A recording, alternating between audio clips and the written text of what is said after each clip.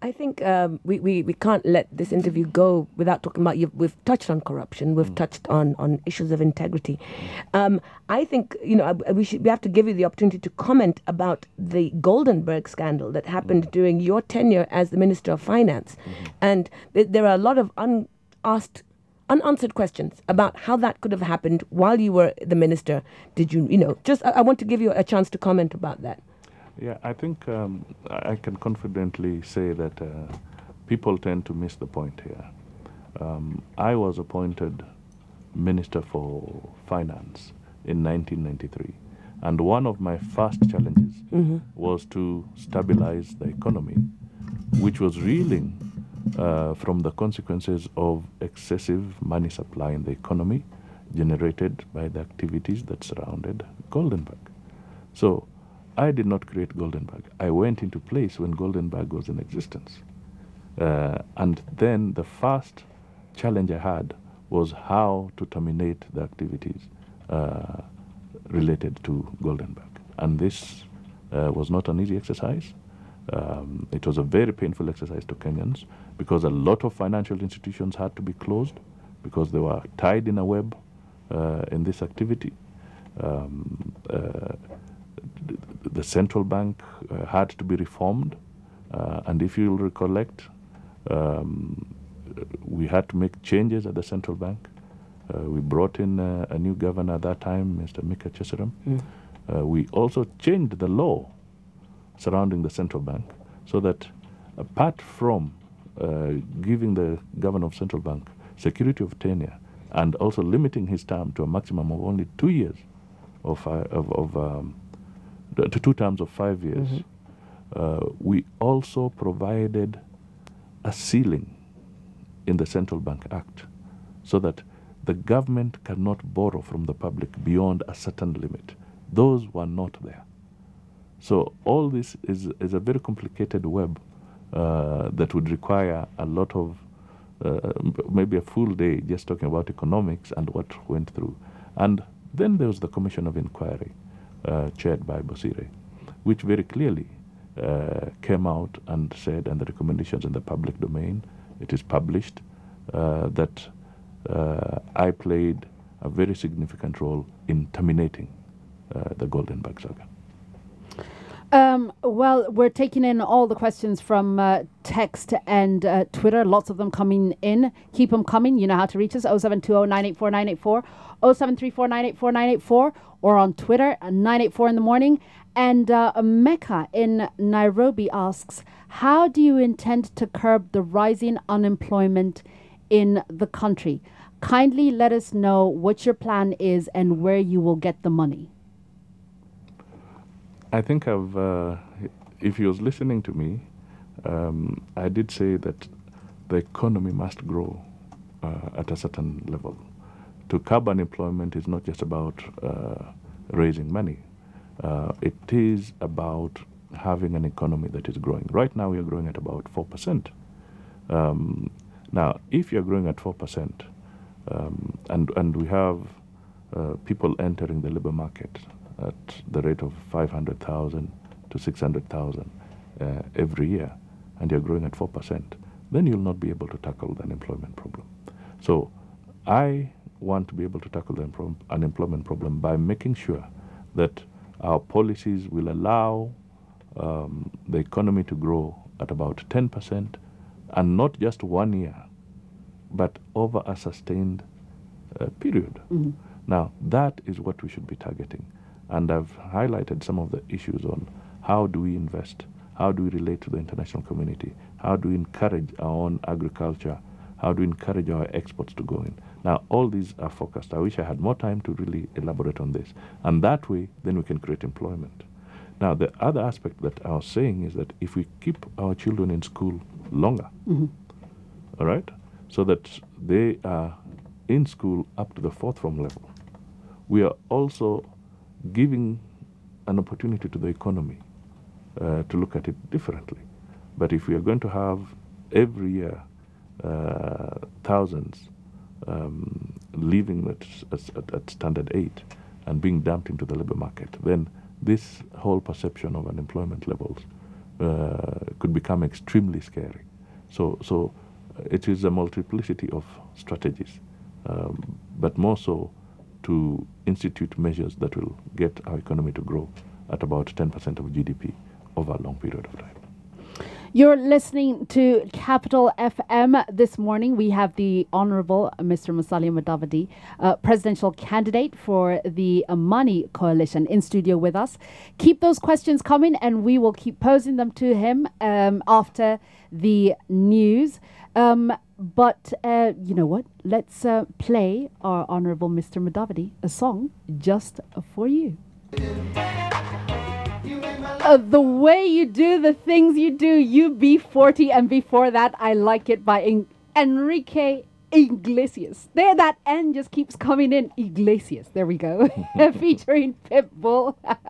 Our choices for the Honorable Mr. Musalia Mudavadi this morning, and he's in studio with us, talking about his plans for Kenya, if and when he should become the president of the Republic of Kenya. Now, a lot of people have just been sending in loads of different questions. One of the things that is not spoken about very often is your plans around healthcare. We haven't heard a lot about healthcare, and yet, you know, earlier on we were speaking and saying that in healthcare, we're having a lot of maternal deaths, and a lot of people in Kenya are unable to access simple, basic healthcare. What does the Amani Coalition have for Kenyans in that area? Let me be very candid here. I've seen a lot of people talking about a desirable thing, which is desirable, called the universal health care, and they almost give the impression that they can provide this for free. I want Kenyans to know that that is not possible at this point in time. To have an effective healthcare system in our country, we shall need to participate fully, both the public contributors to the healthcare programs with the private sector. And we have seen debates around the NHIF, for instance, and what it can do to assist in dealing with healthcare. I want to tell Kenyans that let it be a joint program.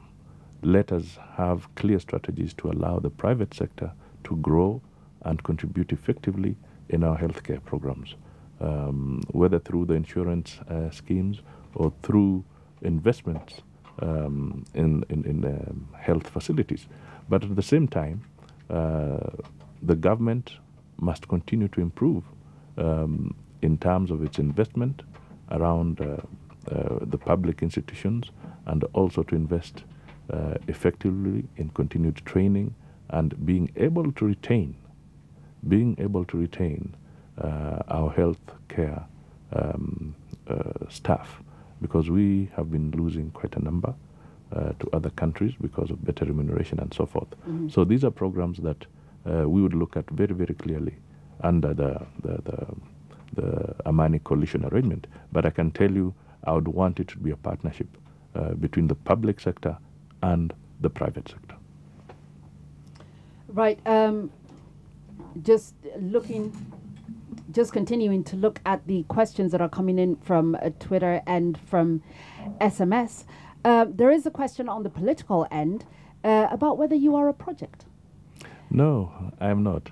In fact, this kept on coming up in a number of ways, and I simply answered this way.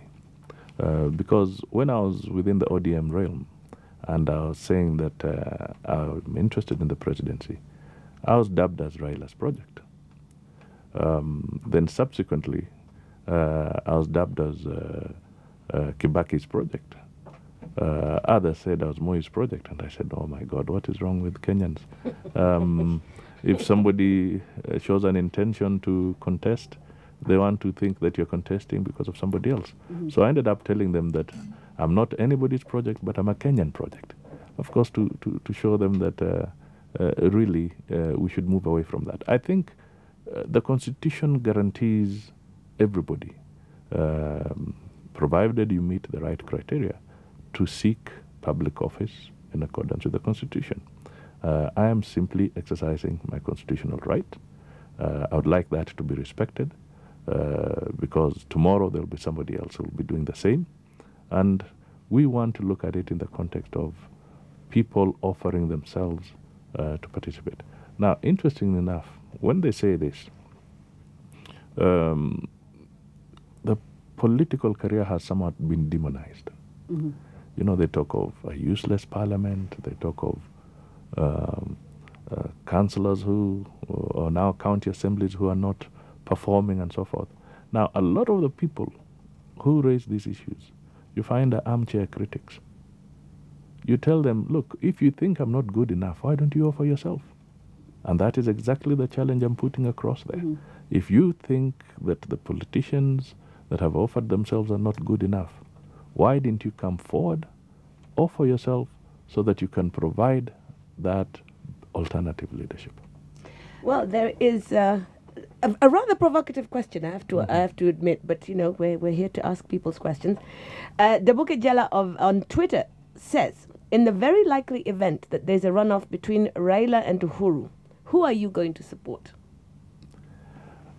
I think what I would say is that that is a bridge that we cross when we get there, if we get there. Because I would simply throw the counter question and say, I wonder how those two gentlemen would respond when they asked that when Mudavadi is in the runoff with either of them, who will the other one vote for or support? There you go. Well, he's dropped the gauntlet. First of all, those tweets. Yeah, quit moaning. Get into the political process. And also, actually, who would they support? Good question. We'll be sure to ask. Musalia Mudavadi, the Honourable Musalia Mudavadi, in studio with us. We've delayed the news just a little bit to just engage with him and find out more on what he has in store for Kenya. But coming up next is the news, and after that, we will find out what he has planned for his first 100 days in office and his message to Kenyans. Good morning. You're listening to 98.4 Capital FM.